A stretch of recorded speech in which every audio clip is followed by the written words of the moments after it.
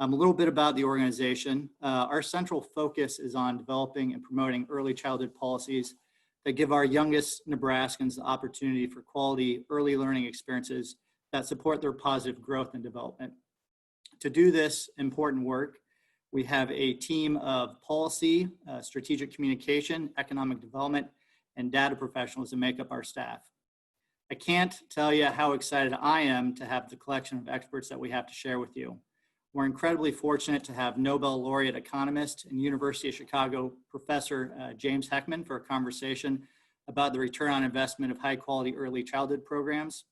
I'm also very pleased that we have Dr. Eric Thompson and Dr. David Rosenbaum from the University of Nebraska Bureau of Business Research to do a deeper dive into the Bureau's and First Five Nebraska's recently released report on the financial impacts of inadequate childcare on Nebraska's families and working parents, businesses, and state tax revenues.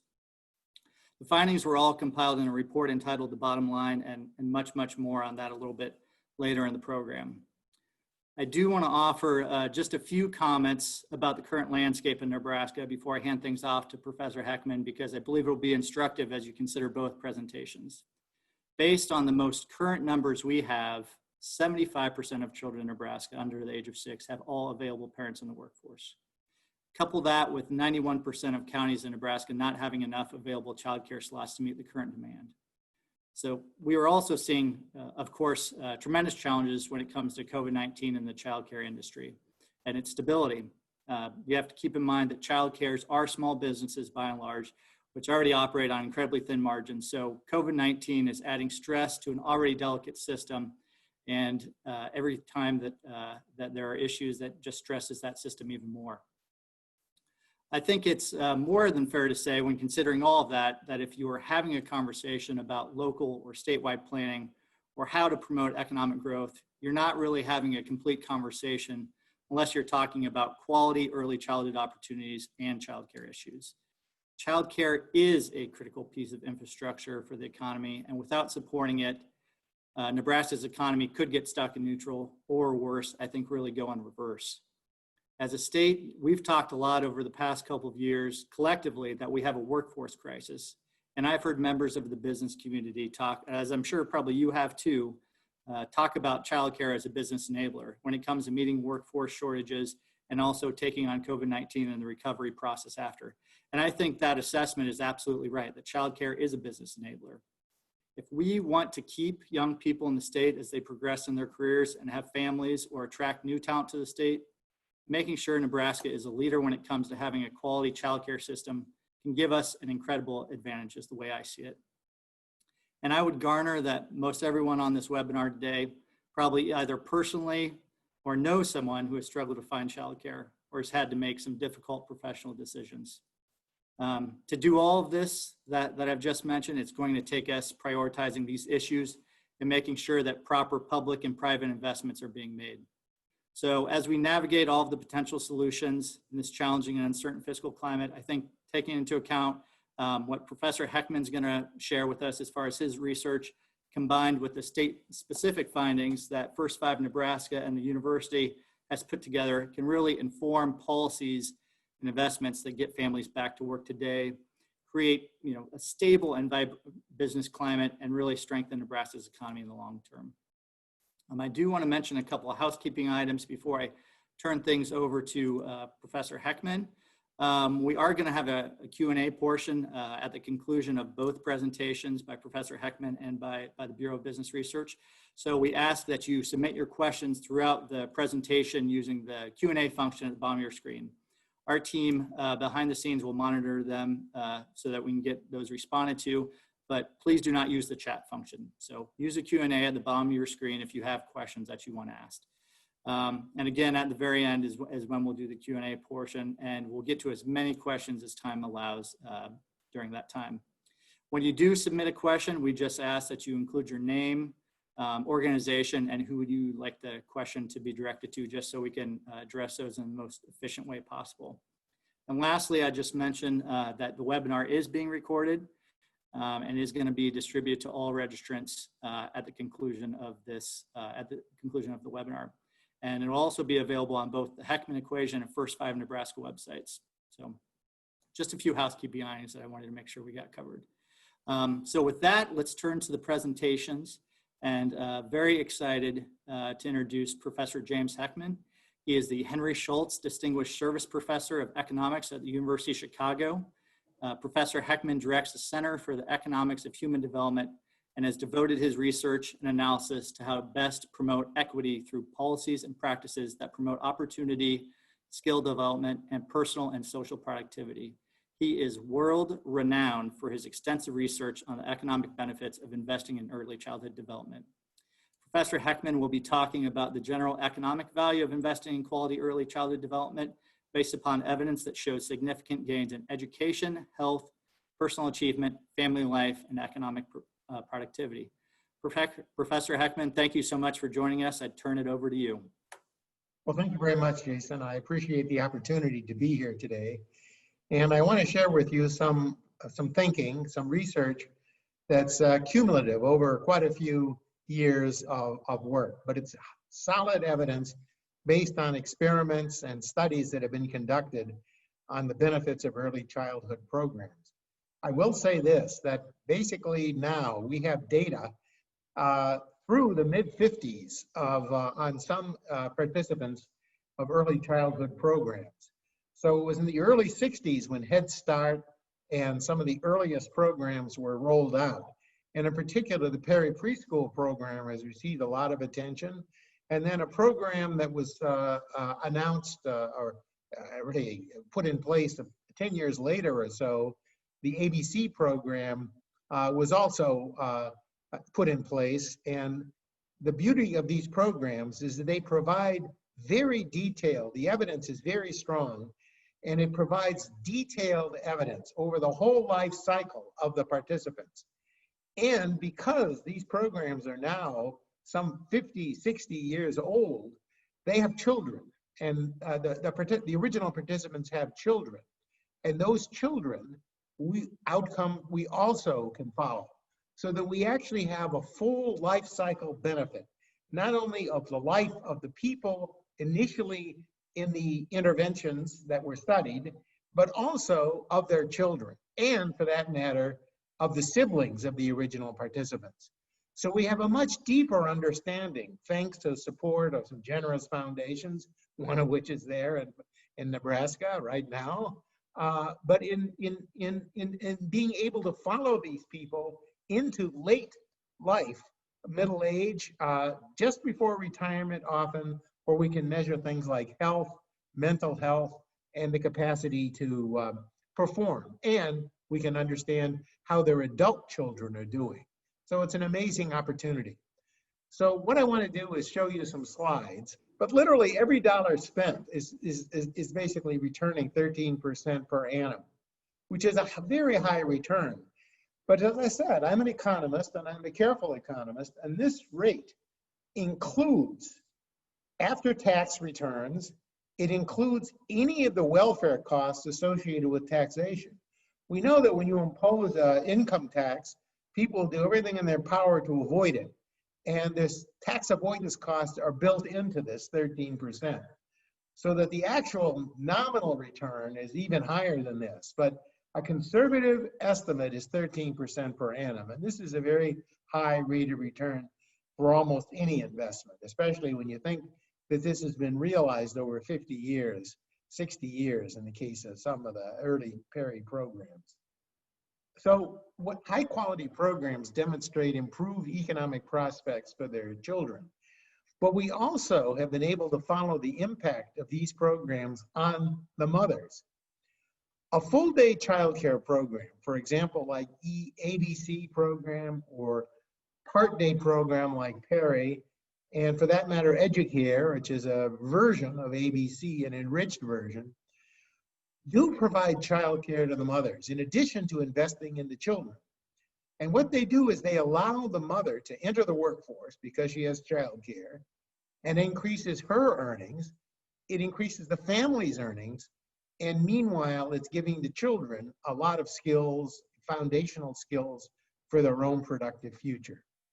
So what happens is when maternal employment proves critical for upward mobility, if you look at the numbers on poverty, you can see that Single family especially are the ones who are most likely to be in poverty. Single parent families are very much vulnerable, and especially vulnerable during this period of COVID. And therefore, by facilitating workforce participation and parental income, the families themselves and the children in those families, and then it turns out the grandchildren from those families, are really enhanced in terms of their lifetime outcomes. So what we found is the analysis of the ABC program, which is, I say, an early version of EduCare, finds that quality care and learning provided 5 days a week facilitated reentry into the workforce. It gave skill building for mothers because the mothers could also attend school and gain and finish their degrees and go into community colleges. It advanced their careers and income. And we can see that if we just look at the benefits of these programs on the mothers alone, what we see is that the program repays for itself within 5 years, which is an amazing finding, I think. So what we're understanding, and I think this is part of the neglect now in public policy discussions, is connecting early childhood to, of course, the families that are supporting the children in both learning and in at home and in schooling. Establishing a tighter link and strengthening those families is an important strategy for promoting welfare in society at large. And we know that supporting the family, teaching the parents, or making the parents better aware of what good strategies are for working with their children and what the reasonable expectations are for where their children should be. These facilitate this process.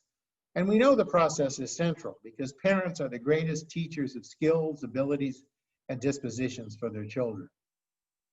And so what we see from these early childhood programs are much stronger family lives, a greater ability of the individuals, the mothers, to complete school and find employment, much lower incidence of crime for those who participate in the program, and greater long-term health benefits.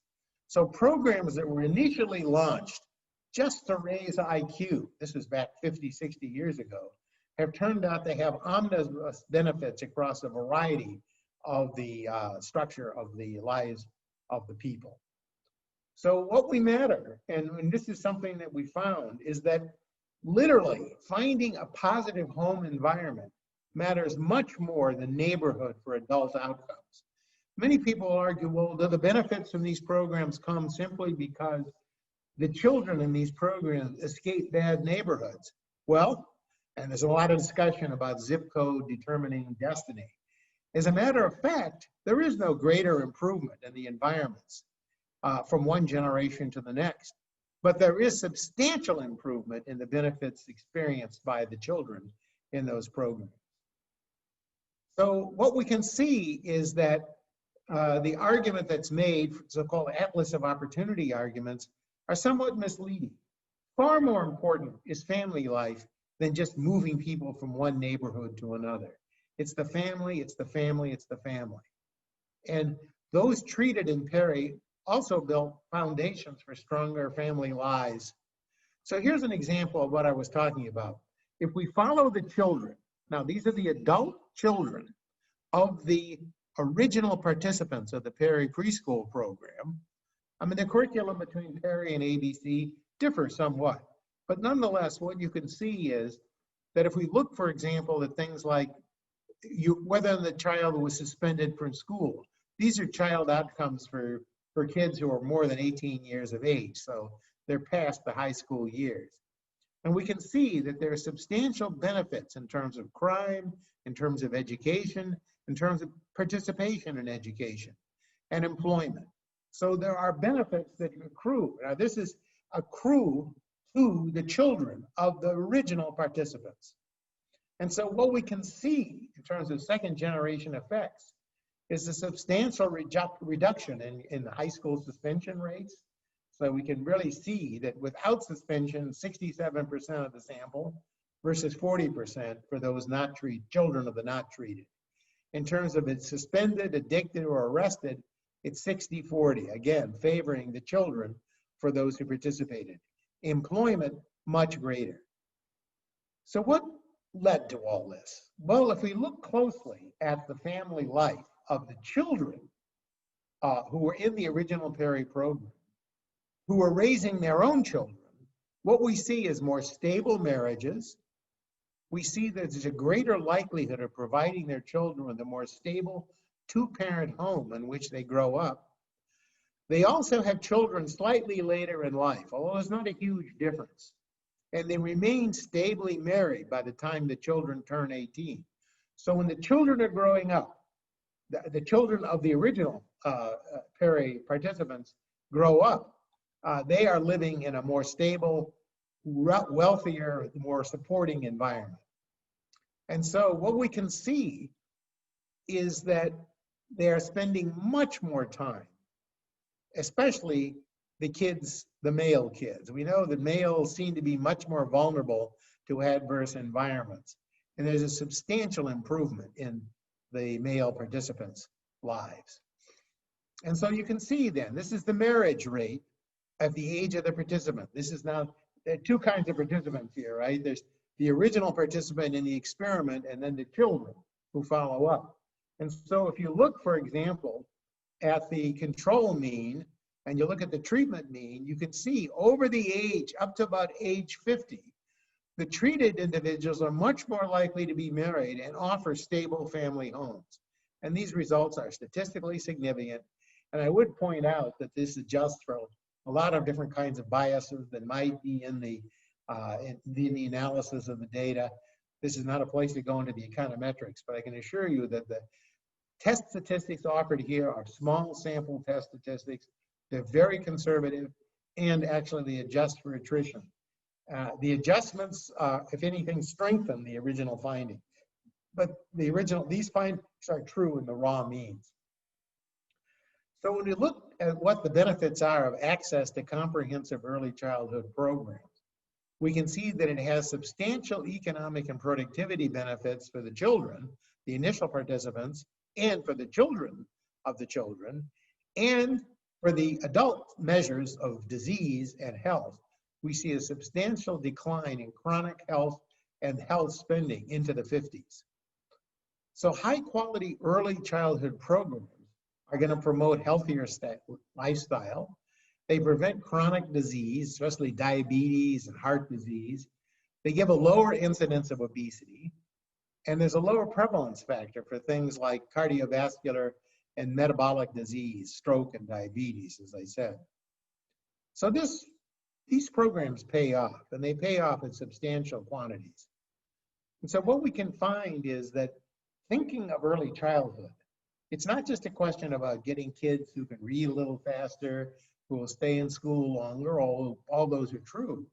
It's also providing a benefit for the entire economy, and not just the present economy, but the economy going forward.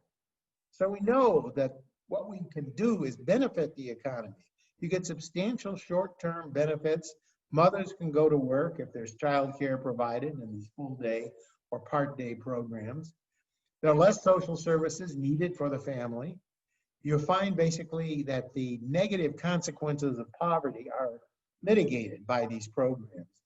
And it's a way to promote social mobility, which has come into a lot of discussion in the last few years.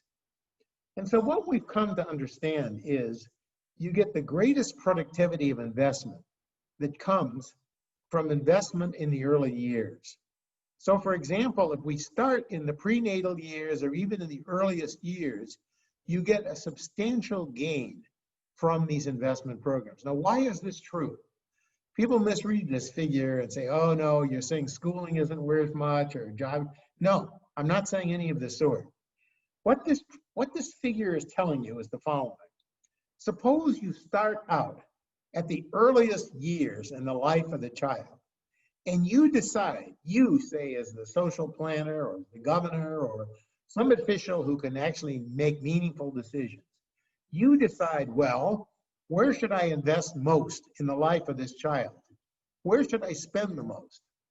And the argument is, on lots of data sets, not just the two I've been referring to, but many other data sets in China, data sets in Jamaica, not just in the US, but in many other and even less developed countries. What we find is that programs targeted to the earliest years have the greatest productivity. Now, why is that? There's a very simple logic, and it's a logic that I think anybody who's ever grown a crop or grown a tree or done anything of the sort will understand.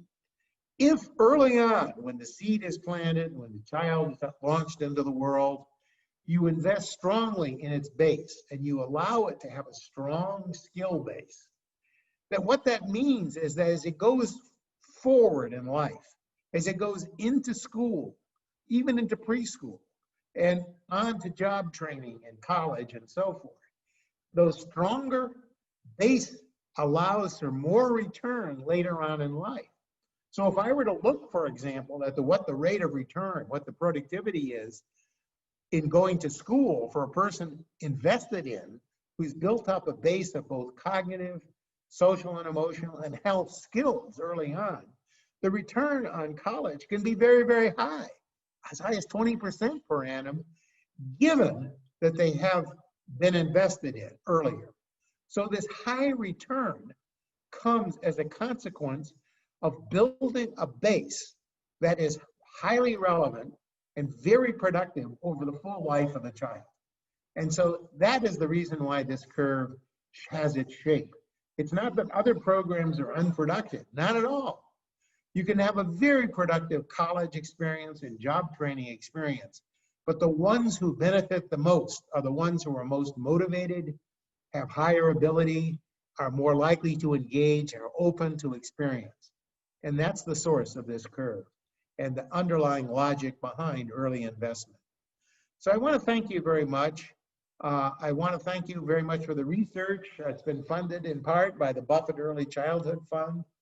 And there's a lot of exciting ideas that contribute to academic knowledge, but to policy relevance, especially as we move into possibly a new era of politics, a new era of engagement and investment. This type of research should be front and center in understanding how we can go forward in building families, supporting families during a time when the economic winds are very adverse, and in doing so in a way that actually makes it possible for the children in those families to grow up and take advantage of all that life has to offer as we get out of the hard times and we move forward into the future. So thank you very much for your attention, and I wish you good luck, and I'll certainly stay online for the seminar as it proceeds.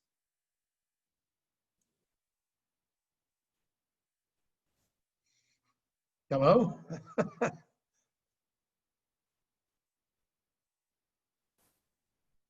Thank you, Professor Heckman. I think that was incredibly enlightening, and the numbers are so incredibly compelling. I think it opens lots of people's eyes whenever they hear that. So again, thanks for presenting your findings there. That was incredibly interesting. Well, thanks for having me. The next part of today's webinar that we're going to turn to now is Dr. Eric Thompson and Dr. David Rosenbaum from the University of Nebraska-Lincoln Bureau of Business Research. And they'll be sharing the findings from, again, that recently released study, The Bottom Line, that First Five Nebraska and the Bureau worked in partnership on. Dr. Thompson is the Carl H. Nelson Associate Professor of Economics and the Director of the Bureau of Business Research at the University of Nebraska-Lincoln. Dr. Thompson's research examines the sources and consequences of state and local economic growth and the economics of infrastructure. Through his work at the Bureau, Dr. Thompson provides economists with practical opportunities to conduct applied economic research and trains economics and business students to conduct applied research on timely and economic business topics. Dr. David Rosenbaum is the chair of the economics department at the University of Nebraska-Lincoln and associate director of the Bureau of Business Research. He received his PhD from the University of Wisconsin-Madison and bachelor's in economics at the University of Maryland. His research has led to nearly 50 publications covering topics from everything in industrial organization, labor economics, and forensic economics. Dr. Rosenbaum has been involved in a number of projects, including a variety of cost-benefit analysis, as well as evaluation of several policy programs. I do want to make one note before I turn it over to Dr. Thompson and Dr. Rosenbaum. Just a little bit of a history on how this bottom line study came together. And First Five had engaged the Bureau back towards the end of 2019 to take a look at inadequate childcare and what those numbers really meant as far as the economic impacts on family incomes, business productivity, and then state tax revenues. So that study was conducted before COVID-19. So as you're hearing Dr. Thompson and Dr. Rosenbaum talk about some of the numbers that the study found, just keep in mind that these are pre-COVID numbers. So I think if you were to commence the study again, starting today, those numbers might even be a little bit stronger. So with that, I'd hand it over to Dr. Rosenbaum and Dr. Thompson. Thank you, Jason. This is Dave Rosenbaum. I'm going to present the first part of our bottom line study. So if you could jump to the next slide. As Jason said, we're going to break the impact into three parts. It's the impact on individuals, the impact on businesses, and then the impact on state tax revenues. And I'm going to talk about the direct impacts, and then Dr. Thompson is going to come in and talk about the multiplied effect that those direct impacts have. So this first slide reflects the direct impact of inadequate childcare on parent income. And to do our estimation, we've really used some Nebraska-based data and some more national and regional data. So we've really got four parts to this. The first one is the number of parents that are affected. And in Nebraska, we estimate that it is about 112,000 parents have children under age 5. The next thing would be the percent of those parents who are affected because of inadequate child care. And to get those percentages, we've relied on reports or in-depth studies done in Maryland, Georgia, Louisiana, and 2 national studies. The third part is the time extent of each effect. And again, we relied on those other studies for that. And then the fourth part is converting those time effects into dollar effects. And we've come back to Nebraska earnings information to do that conversion into dollars. So let's look at the direct annual impact of inadequate child care on parent income. And we break that really into 2 broad categories, short-term effects and long-term effects. The short-term effects are absenteeism. So it might be something like a parent who has to arrive late because of childcare issues, or has to leave work early because of childcare issues, or has to miss a whole day because of childcare issues. And when we look at that in the state of Nebraska and value that, those absentee impacts on parents' incomes come out to almost $46 million. The rest of the categories are what we call longer-term impacts. So turnover or job loss. This would be a parent who has to either quit a job or is fired from a job because of childcare related issues. That comes out to almost $162 million a year in impact on parent earnings. Another category would be a parent who is offered a full-time job but decides to remain part-time because they have inadequate childcare.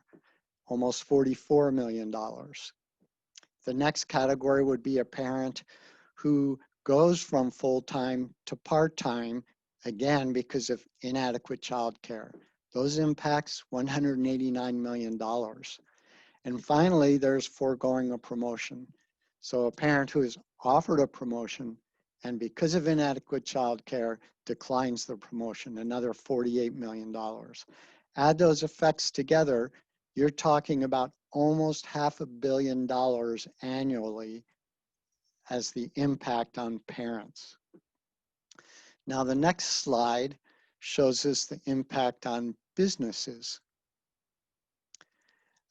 Absenteeism is, we've broken the study into workers that earn wages and workers that earn salaries. And we've made the assumption that workers who earn wages, they can be replaced. But there's a temporary cost to hiring those replacement employees, and that costs businesses about $23 million a year. Then there's workplace productivity. That relates to parents who are paid salaries who have to miss work because of childcare issues. That's a loss of productivity to the company. That's another almost $154 million. And while losing a job costs a parent income, it also costs businesses money as they have to search for new employees, they have to exit old employees, they have to inboard new employees and go in training. That's a little over $57 million. Add those three effects together, you're looking at over $250 million annually as a direct impact on businesses from inadequate child care. Then if we could jump to the next slide, these are the tax revenue implications for the state. And these are all based on the loss of parent income. So when parents lose income, the state loses income tax revenues. And you can see that's about $21 million to the state. And when we add these all together, the next slide shows that the direct impact annually of inadequate early child care in the state of Nebraska is over $750 million. And that's the direct impact. And now Dr. Thompson is going to talk about the multiplied effect of that direct loss.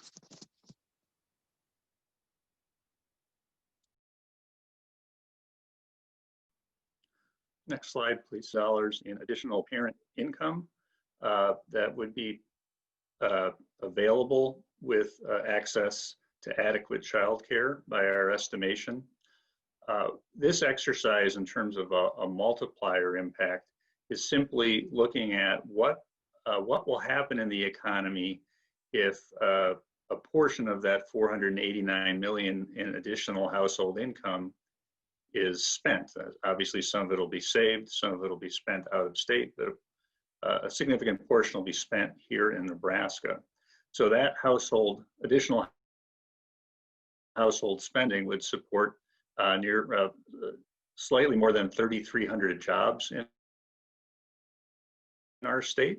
In industries, if you think about everything that people spend their household income on, healthcare businesses, retail businesses, restaurants, banks, rent in some cases. So employment throughout the economy would be supported if access to adequate child care was improved.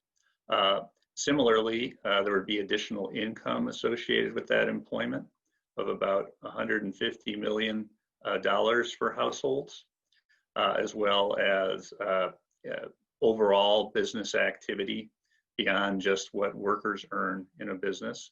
That's the 497 million figure that you see there, and also some additional state tax.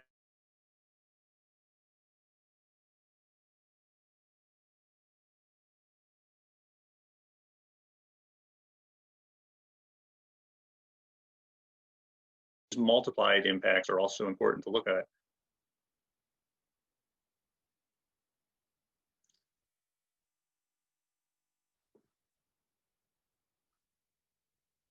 So next slide, please.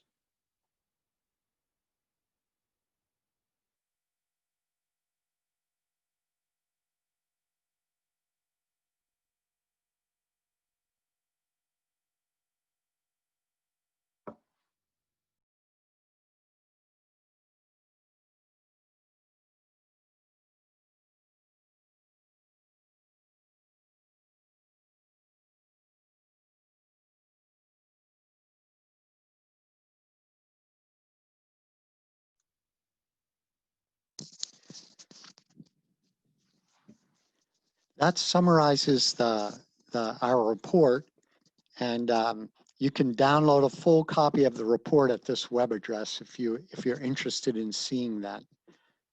I think, Jason, at this point, we are done with our presentation on the bottom line impacts. If you'd like to take it over for some summary and perhaps addressing question and answer. Great. Thanks so much, Dr. Thompson, Dr. Rosenbaum. Very much appreciate that. So as Dr. Rosenbaum just mentioned, we are to the Q&A portion of today's webinar. So if you have questions, again, please put them into the Q&A, not in the chat, and we will just kind of go through them in the order that we receive them and try to get through as many as we possibly can. And so please just let me know who you'd like the question directed to if you do have a question. So looking at the first question here, this is for Professor Heckman. What is the impact on the numbers Dr. Heckman presented on minorities and single parent children? Does investigating in these children at a younger age, I think, assist with retention? Professor Heckman, could you address that? On my screen here to make me invisible and unmuted. Okay. The data I was showing you basically were applied from interventions on minorities, primarily African Americans, some disadvantaged whites in the North Carolina study. So actually, the evidence you were seeing was evidence on African American children who were predominantly poor, many of them single parent families in the later study, less prevalent in the earlier study in Perry. So the answer is very effective. And in fact, there's a general lesson, and this I hope is going to be a matter for public discussion going forward. And that is, there's some push in some quarters for like universal preschool, universal interventions. The vast majority of the evidence, the vast body of evidence, the solid evidence from many, many studies suggests it's the most disadvantaged groups, disadvantaged children that actually benefit the most from these interventions.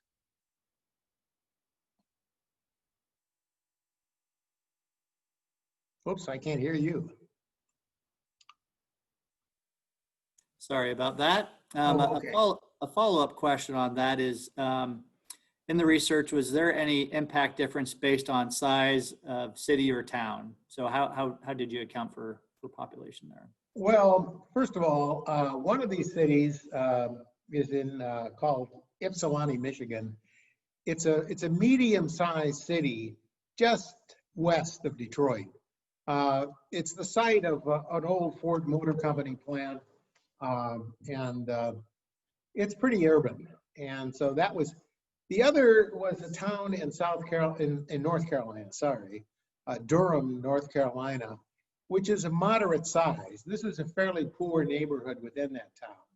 So none of this was purely rural data, although studies that don't have such long-term follow-up show powerful effects, but only followed through early years in the life cycle. I mean, one of the beauties of these different programs and why it's important to keep them going, because we're learning how this intervention affects not only themselves and their children, so long-term follow-up, but the short-term follow-ups, the ones that have been put in place as many programs are rolled out, suggests very strongly that there are substantial benefits to children in rural areas and also in very dense urban areas. So the fact of the matter is there are substantial benefits. Location seems to be less of an issue. Poverty and disadvantage is the real criterion. Dr. Heckman, another question directed to you. Question big, were you surprised the 13% annual return on investment was so high? And also, kind of a second part to that, given the potential benefits of a 13% return on investment, were there any substantial risk in making such investments? And that was asked in the context of Nebraska and its population base and everything that's already going on in the state. So anything about that 13% that you were surprised by, and then are there any risk in making such investments from your perspective? Well, okay, first of all, yes, I was surprised by the 13%, although not shocked, because before the 13%, I'd done an analysis on Perry and found roughly 10% rate of return. The difference between the two was with the ABC data, which is much richer, we're able to find children, measures on health for these children. So we can include not only earnings and criminal activity, which has been featured in the Perry study, but we also were able to find what the benefits were on health and health costs.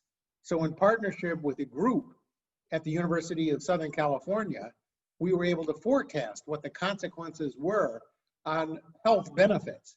So that added. And so I expected there would be benefits precisely because, as we showed in an article published in Science, there were some substantial health benefits at age 30. I'm very excited now going forward that we have the data on this ABC group at age 45. And hopefully we'll be able to proceed and go forward and analyze that data. So we follow those people up. We have followed them up. We have the data. We're just kind of waiting to get the funds and the support to analyze the data the next period forward. And as I mentioned, it's relevant to Nebraska because there is some work on EduCare in Nebraska, and the EduCare program is a prototype built off of, its prototype is built off of the ABC. So when you ask about risk, that's true. I gave you a mean return. And so you ask, how much variability is there? And the answer is there is considerable variability. So on average, that's the return. You could ask, well, okay, you can imagine like selling an insurance policy or, providing some kind of social insurance, realize you can average out risks over lots of people. But I would say the risk may be more of a political risk, or the risk that the programs would not be supported. There is variability in earnings. We know that earnings are unpredictable, but not totally. We already know that half of the lifetime variability in earnings is known by the time a child is 18. We can get pretty good predictions of what's going to happen going forward, but there still is a lot of uncertainty. And so the question then becomes, okay, if you now want to account for that uncertainty and then discount the return, so it's a risk-adjusted return, well, under different notions of risk adjustment, you still get a very high return. But you're entering a world now in which the risk, it's not as completely clean as something like cost-benefit analysis. What we were doing in this study has been looking at something that's mandated by the Congressional Budget Office and many other agencies, federal agencies, as a standard. But you're absolutely right. We could estimate the variability. There is variability. There is substantial variability. Some people do very well, very, very well. Others, not so well. There are murderers among the treated group, no question about it. It's not that everybody rises at the same rate and to the same level. But what happens is the variability is enough to shift the whole distribution forward towards finding substantial returns in making better lives. So it's a great question. Unfortunately, I can't exhibit knowledge of the Nebraska economy. I know that it's partly agricultural based, but it has other forms, other support as well. And I would guess if you look, for example, at what ABC is finding, we find that one major improvement has been on something that's called executive functioning. What is that? It's a term that psychologists use to characterize how careful decision-making is made, how accurately people can control not only their own lives, but make decisions, not only for themselves, but for others. And what we see is a substantial increase in executive functioning. And that by itself would seem to be very, very important in an economy that may be more agriculturally based and therefore more subject to variability than a manufacturing economy, although God knows there's plenty of variability all around the economy these days. So in that sense, I would guess these lessons are particularly relevant for for Nebraska and for other places where a lot of individual decision making is important. A farmer, for example, definitely has to have a lot of decision making, self-control, and forward looking. And this is one of the benefits of these programs. Our next question is for the Bureau. So Dr. Thompson and Dr. Rosenbaum, question is, the numbers that you just presented are pretty staggering. How do the figures compare to economic impacts in other industries, or is it something, childcare is, in your experiencing, something unique as to, because there's that inadequate level of availability that it really has that large of impact on the economy of Nebraska? Or are there other industries or things within those industries that serve similar barriers to economic growth and prosperity? Well, I think the key thing is that these impacts are on the supply side. So we're talking about inadequate child care opportunities reducing the ability of people to participate effectively in the labor market. And then obviously, if we were to improve the situation, that would increase people's ability to participate and participate effectively in the labor market. So it's expanding the supply of economic resources in the economy. So it's a little bit different than an impact study you might see for the manufacturing industry or the agricultural industry. But I think that difference is important. Ultimately, it's our ability to expand the supply of labor and other resources in the economy that influences our growth. So I would encourage people to focus on that aspect of it. Dr. Rosenbaum, is there anything you'd like to add to that? I think Eric summed it up very well. It's not really an industry-specific study. Sure. A follow-up then for you both. As you conducted your research, was there anything that surprised you about the findings that you found in the bottom line? Anything that jumped out to you as surprising, or anything that you thought was particularly interesting? I was surprised by the size of the direct impact. At $750 million, that's a lot of money every year. And I would say all of the ways in which childcare seem to impact people's career and work experience.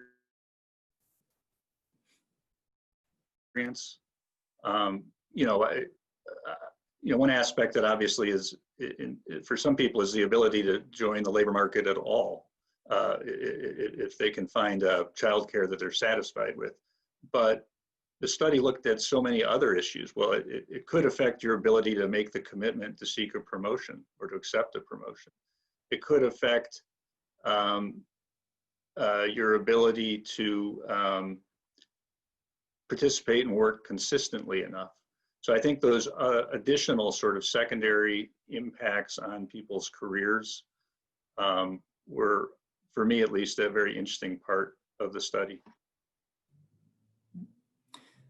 Yeah, and I'd recall when I first looked at it, the thing that really jumped out to me, because the numbers in and of themselves on the financial side are so staggering, but the something that may not get as much attention is the 3,300 jobs impact, which in Nebraska, where we were talking about workforce shortages, that is a huge issue, and I think deserves a lot of attention.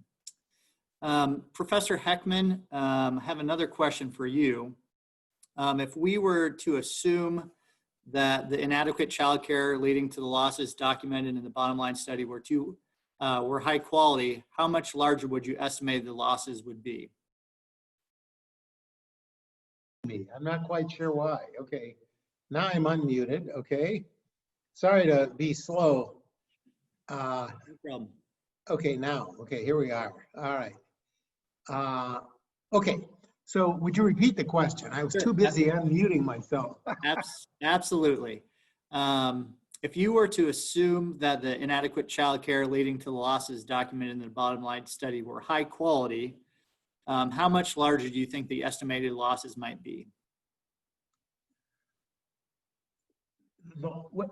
What was high quality though? The childcare? If the inadequate childcare, the gaps in childcare that we have in Nebraska, if we were to assume that those were replaced with high quality positions or high quality slots, how much larger do you think the estimated losses might be?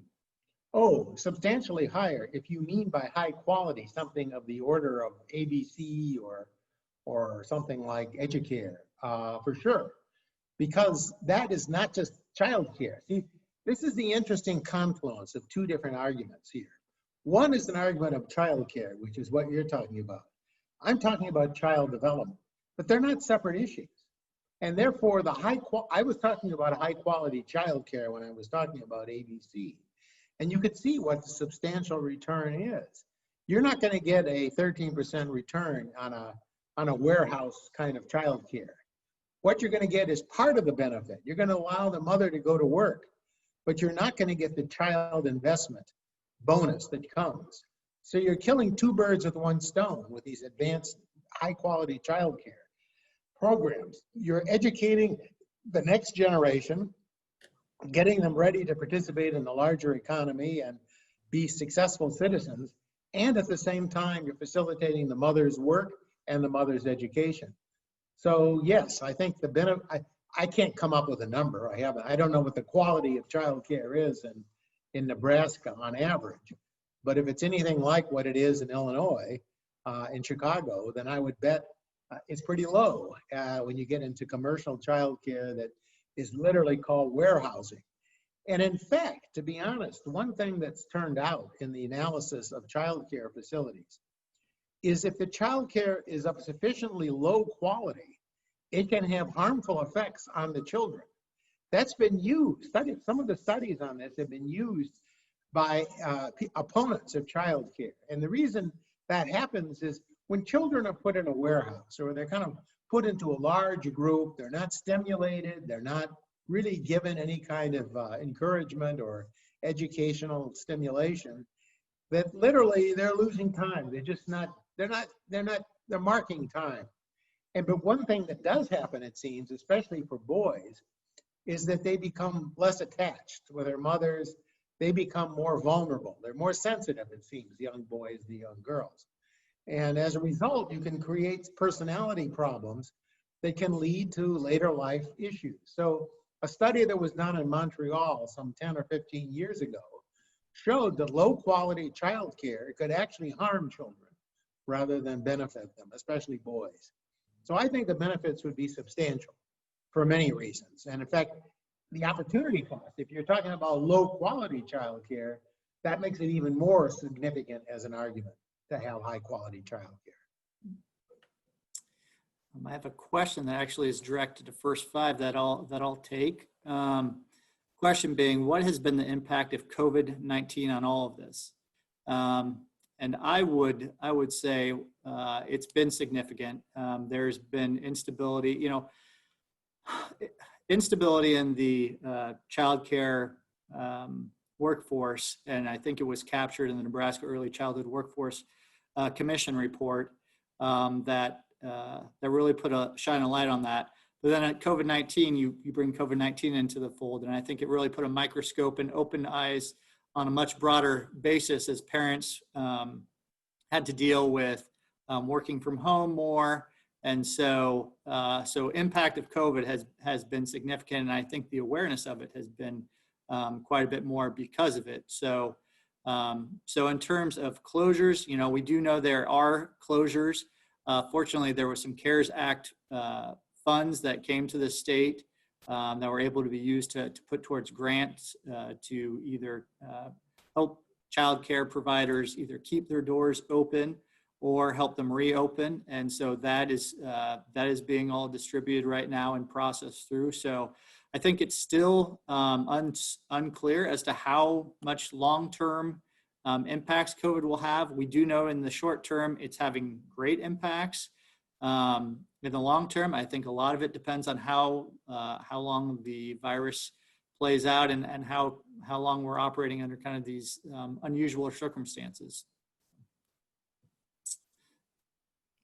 Let's see. Another question for Professor Heckman. What is your advice to policymakers who have decisions to make on what level to fund childcare in the state? Well, I think we know what a minimum level is. See, this is where the political economy issue becomes very, very delicate, and delicate because budgets are really tight. They're especially tight at the state and local level, but they're tight at the national level too. And this means then that there's a period of substantial deficit going forward. Means a big price tag is likely to lead to rejection. And so I would just guide them by saying the following. There are some other programs that have been out there. I don't know if the Buffett Early Childhood Foundation will destroy my career by my saying that, but there are some very high quality home visiting programs that are at a fairly low level of cost that have been documented to have substantial benefits. And so if and when we're in a position where look, Perry was costing somewhere about $15,000, $16,000, $17,000 a year per kid. That's a marginal cost, very high. It paid off and then some if you're getting returns that are of the order 13, 14% per annum, very substantial.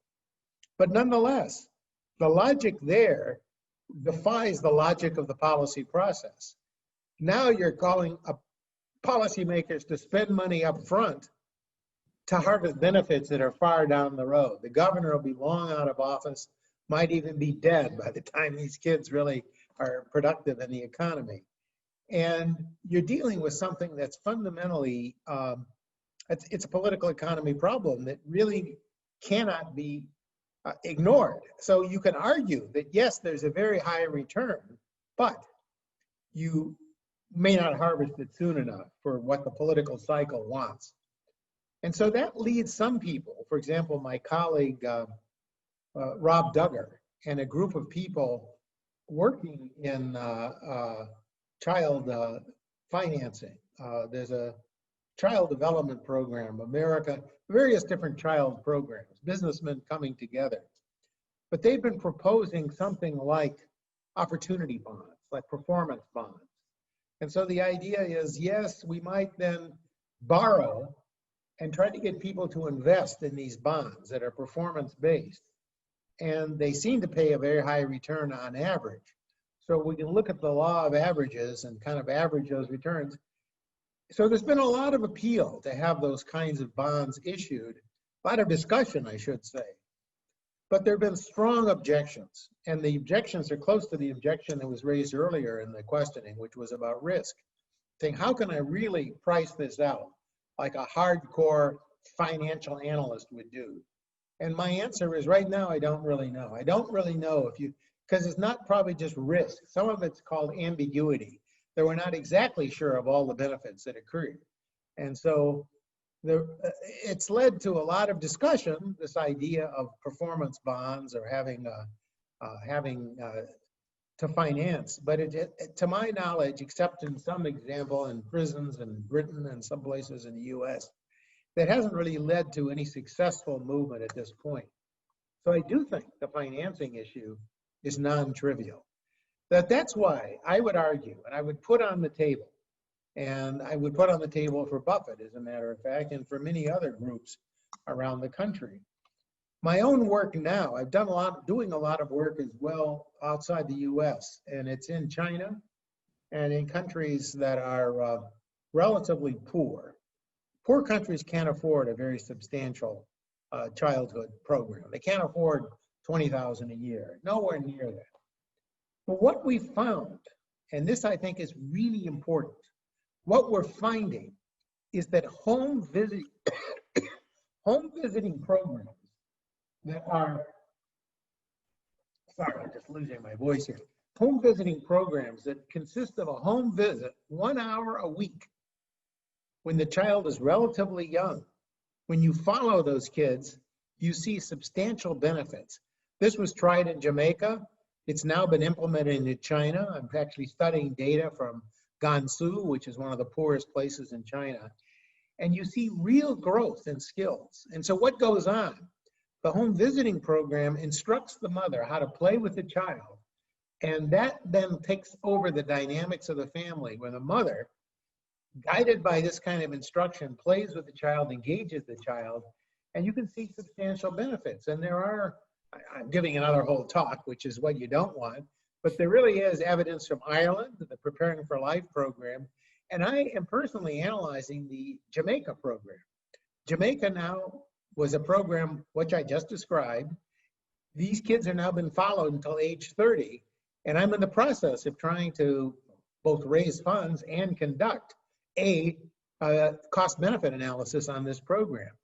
Dirt cheap. We're talking about hundreds of dollars a year, not thousands, and it much more politically palatable. And a place like China, and especially Jamaica and India and Colombia, these are the only possible programs that can be made at scale. And yet I'm finding substantial benefits that are accruing. So it's probably nowhere near as good as something like an educare program. And I'm not saying that it is, but I'm saying it may be a good substitute in the short term and may be politically palatable. And it cuts the costs per child down by at least one order of magnitude. And I would say close to, well, 1.5 orders of magnitude, making it much, much cheaper. So it's enough. There are some other alternatives. The key always seems to be on these successful programs, engaging the mother or the caregiver, whoever it is, and engaging her in teaching the children how, and playing with the children.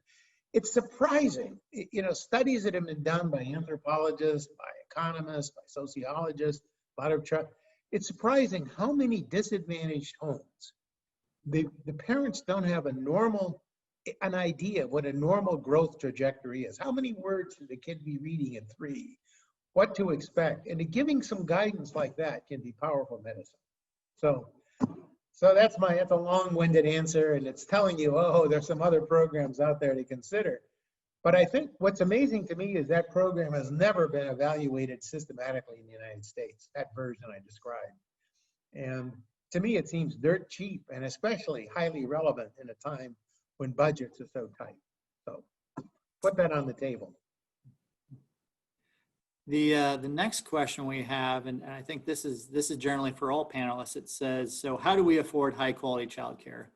I am a provider. I can barely keep my head above water. And I think I want to address that first, because I think really, you know, based on what Professor Heckman has shared today and what Dr. Thompson and Dr. Rosenbaum have mentioned, is that it's not a question of can we afford in high quality childcare.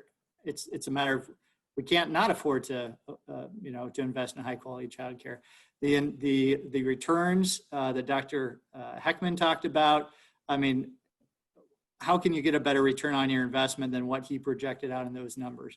And then looking at the impacts to family incomes, business productivity, workforce, state tax revenues. I mean, there are real dollars and cents that are attached to these. So I think it's a matter of not how do we do it, but we have to absolutely do it. And the way we do that, from my perspective, is that it has got to be an all on the table approach. So there's elements of public side and proper funding on the public side. I think there's a private side investments, because employers have so much in stake in this.